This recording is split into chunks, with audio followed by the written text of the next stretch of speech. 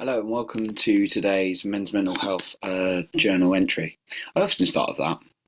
But anyway, what am I going to talk about today? It's probably going to be very brief because it is once again 10 past 11 in the evening and I really need to get some sleep. I have a meeting at 9 o'clock as well. Thanks for putting that in, even though I suggested 2 p.m. Anyway, 9 a.m. is really not that early, but when you go to bed at like 2 or 3 in the morning, it kind of is. Like being at night, but you know. Anyway, how am I doing today? And my general entry. Well, what I'm really trying to do. I guess I'm talking this through out loud as a kind of therapeutic thing. I'm currently saying I'm a little bit all over the place. I think I've eaten too much sugar or dark chocolate, which I know is not good for my mind. But yeah, I'm kind of a little bit. Got a lot of opportunities and things coming up. And I might even solve it by therapeutically or coaching myself through this video. So hopefully you'll get some value out of this as well. But, you know, we can all get stuck. And for me, when I get stuck a little bit, I know I'm going to get out and move out of stuckness, but it kind of can get me down a little bit. Because for me, being clear, being decisive is a real healthy trait. And I don't like not being in that. I can be at other times, so I'm really living into that. And one of the things I've been doing before bed is writing who the person I need to be is, and yeah, I've been really visualizing that, and I'm slowly shifting into that person, the man I want to be, the man who moves towards what he wants further or quicker rather than slower. But anyway, like what I guess I'm a little bit unclear on is right. What I tend to do is put a load of things in my calendar, and I really want to focus on things that are one gonna make some more money because I've invested quite heavily in myself recently, and then two bring me a lot of joy. So I'm working through that a little bit at the moment. But the money making is quite a big one. But obviously want to do it with a little bit of fun as well, if I'm honest about it. So yeah, I guess I had an opportunity to lead breath work in my city. I'm turning that down because the amount of input to what I feel like I get out energetically and financially would probably not be worth it this time. Obviously, I do work for a consultancy based company in the day as well. So I've got to consider that.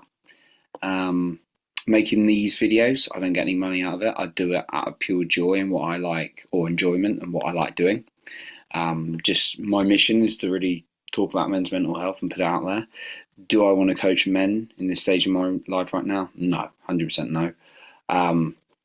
It's not something that brings me much joy.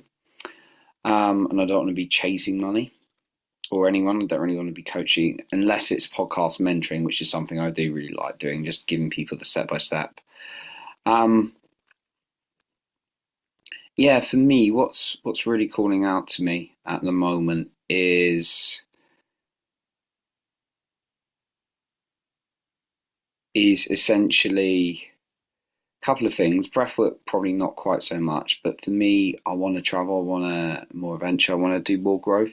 So my work with the Danny Morale group is really helping, and diving deep into what I need. But then the other thing is what I really want to start taking on again is remote sales. I used to be a sales leader and I kind of quit it after I kind of didn't end that well with the last company I was with because yeah, well, we just won't say anything about that.